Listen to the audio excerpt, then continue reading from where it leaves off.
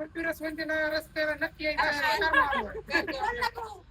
बोला सायशुनीला कर मारो पृथ्वी रसवंतीला तर करमाळ रोडला पृथ्वी रसवंतीमध्ये आपणा सर्वांना नक्की यायचं आहे आणि गोड गोड थंड थंड आणि स्वच्छ स्वच्छ रसाच्या रसाचा आस्वाद नक्की घ्यायचा आहे. तर मित्रांनो, रसवंतीला भेट द्यायला आमचे मामा आलेले आहेत, रमेश मामा अकलूजकर.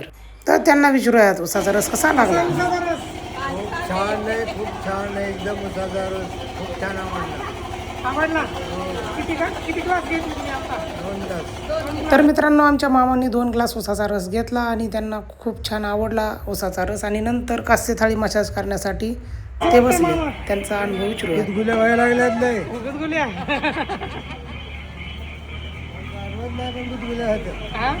काय होते माहित नाही, पण पाहायला तर पाहायला गुदगुल्या होत्या. गुदगुल्या होत्या.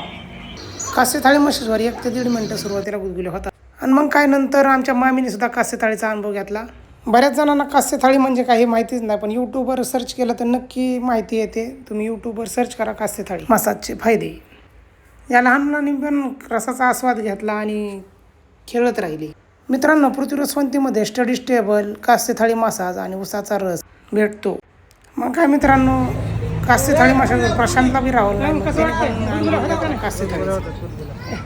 छान वाटतं. गुदगुल्या होत्या पण चेहऱ्यावर काय दिसत नाही. याप्रमाणे हसत हसत पृथ्वी रसवंतीमध्ये दिवस निघून जातो. तर मित्रांनो, एकदा अवश्य भेट द्या पृथ्वी रसवंती करमाळ रोड राशीन.